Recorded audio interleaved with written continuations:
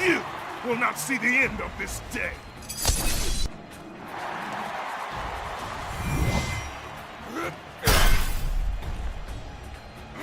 Round 1. Fight!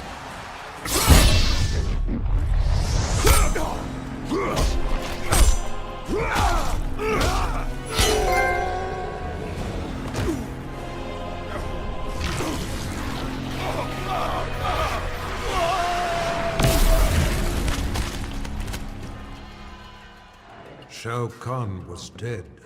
The god of war had prevailed. The spell that had summoned him began to reverse itself. As he slowly faded from this place and time, Kratos was approached by Raiden and Fujin. Though he did not count them among his enemies, Kratos had never been beloved by these gods. He prepared for combat. To his surprise, they bowed to him, a show of respect he had not seen from an immortal in many an age. Raiden explained that though his motives were not pure, Kratos had saved Earthrealm. He was owed a debt of gratitude. As he returned to his own world, Kratos nodded silently. Their change of heart would perhaps prove useful one day. A debt of gratitude is often dearly paid.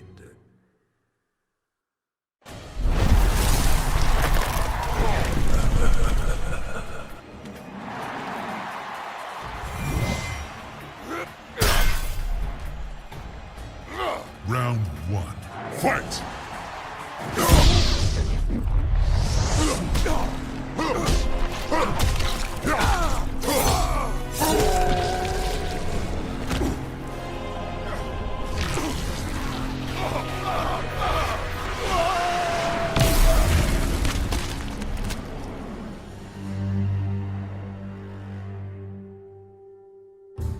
Freddy Krueger's bladed hands tore through Shao Kahn. The demonically enhanced weapons had been more than a match for the Emperor's dark magic. Though Freddy had saved Earthrealm, Nightwolf recognized him as an evil spirit, and in a shamanistic ritual, sent him back to the Dream Realm. But that decision proved ruinous. Freddy did not resist. He welcomed a return to immortality. From the Dream Realm, he will again create a nightmare in Earthrealm.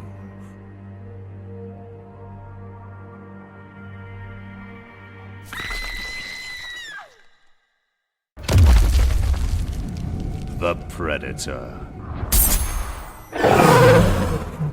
Round 1. Fight!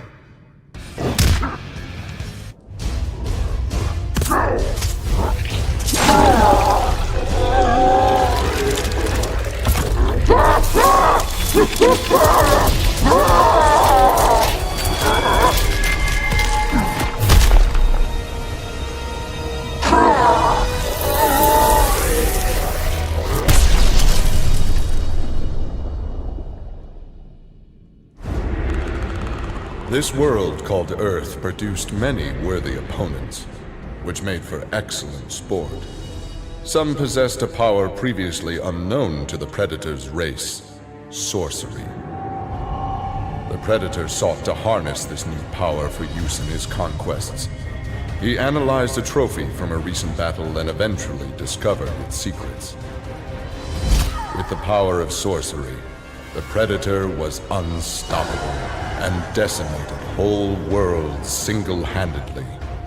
He had become the apex predator.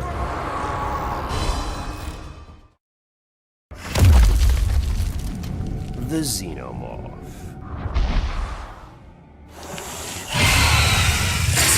Round 1. Fight!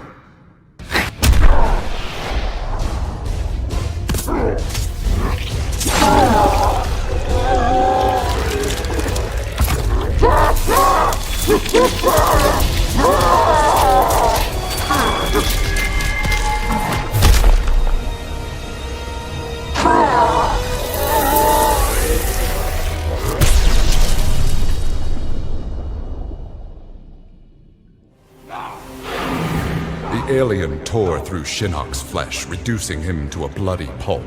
The creature then returned to its nest in Outworld. It continued to venture forth looking for suitable hosts for use in establishing a new hive.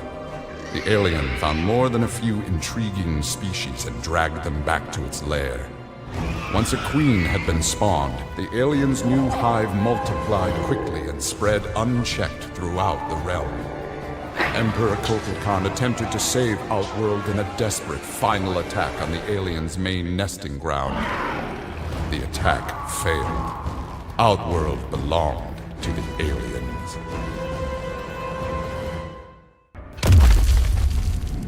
Jason Voorhees.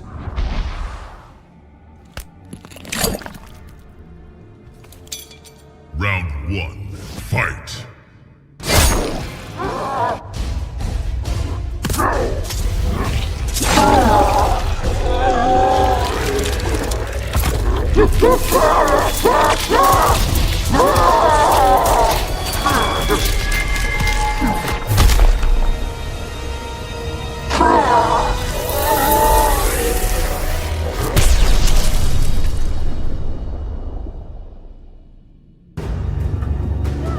Like Scorpion, Jason Voorhees was a revenant. A vengeful spirit returned to life. Hundreds had fallen victim to his bloodlust. Liu Kang, now ruler of the Netherrealm, took notice. An immortal killer like Jason would be useful in his plans for conquest. He drew Jason into the Netherrealm and offered him an endless bounty of slaughter in return for his allegiance.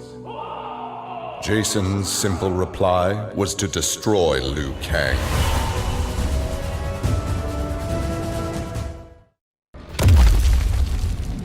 Such primitive weaponry. Round 1. Fight!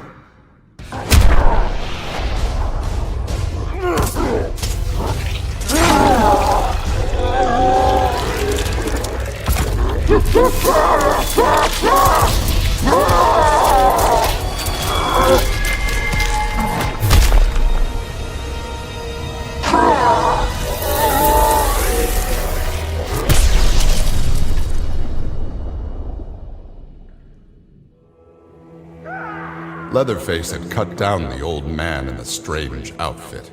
Maybe now that he was dead, the pretty yellow-haired gum-chewing girl would notice Leatherface. Putting on his fanciest mask, Leatherface found the army camp where the pretty girl could be found most days. He had to cut through a few guards and more than a few of her friends to get to her, but it was worth it. He pulled out the old man's face, which he'd saved for the girl as a present. The girl didn't want the present, and she wasn't being nice. So Leatherface chopped her into tiny pieces for Drayton to use in his chili. He then took off his mask and set to work on the girl's face. If she wasn't going to be his girlfriend, she could be his in other ways.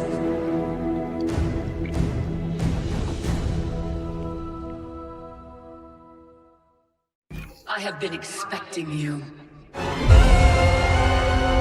Your life, your name, they will be wiped from history.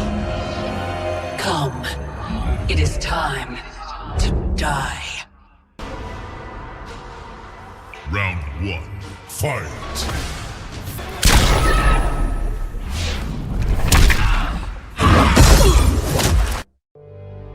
It was an epic accident that brought the Terminator here, rather than to his own Earth's past. But it didn't take long for him to adapt. He figured that terminating Kronika and taking her hourglass gave him the best chance at achieving his mission objective: destroying humanity so that the machines prevail. Turns out the hourglass wasn't the ultimate weapon. No matter how many times the Terminator rebooted history, the war between humans and the machines always ended the same, with their mutual destruction.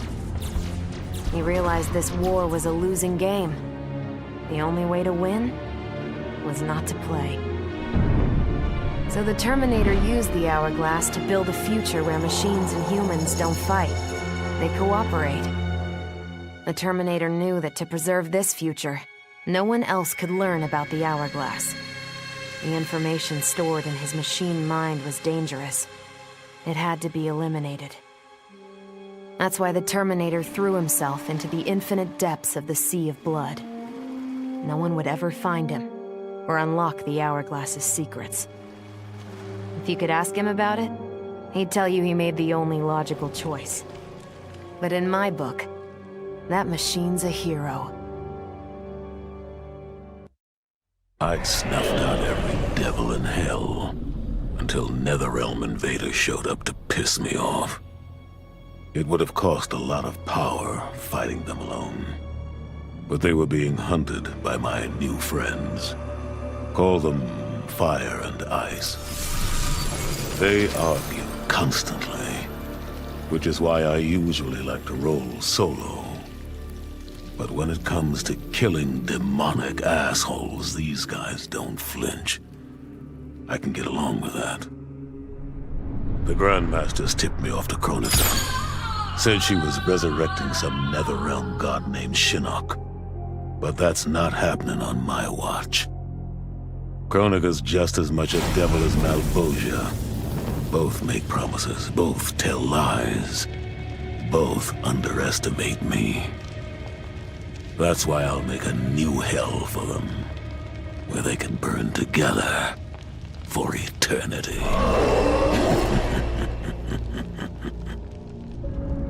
The Netherrealm's locked down, but there's still 8 hells left to purge. It's time to bring up the reserves. I made choices in my life that sealed my fate. I'm beyond redemption. But even the damned are capable of doing some good. So all you devils out there, making false promises and spewing lies, we're coming, and you don't have a chance in hell. OCP built me to serve the public trust, protect the innocent, and uphold the law. So when I found Kano dealing arms to old Detroit's gangs, I had one duty: apprehend him. I never thought the chase would take me to a different universe, let alone end in a fight with Kano's protector, Kronika. And when Kronika went down, something unexpected happened. Her power washed over me, sweeping away the limits my designers had put on my programming. For the first time, I saw the depth of OCP's corruption. It wasn't just a couple of greedy executives. It was the whole damned company. OCP is making a killing playing both sides, selling to cops and criminals. When I get home, I am bringing them to justice. It will not be fast or easy. OCP has too much cash and too much firepower for me to clean things up alone. It is a good thing this will be an interagency effort. Welcome to the future of law enforcement. This was my dream vacation. I saw mayhem, mutilation. It was all a gas. For a while. But these nincompoops, they didn't really get me. Not even that pretty boy, Ninja Mime. Good night, sweet prince. I'd finished just about everyone worth finishing in Earthrealm and Outworld, even lovable old Netherrealm. I was a lonely heart in search of new friends. But as luck would have it, I had just the gizmo to find them. And oh, the hourglass spoiled me. Havoc and I are going to be bosom buddies. And what's that? My new pal knows an entire realm devoted to law and order, and he exists solely to disrupt it. Well, I say, he and I need to get busy. Meet the League of Misunderstood Maniacs. We're giving Order Realm an enema. And when we're done, who knows where we'll crash next? Maybe we'll come to your house and slip live grenades under your pillow. Maybe we'll gut your favorite pet. Or maybe we'll just break your TV right now.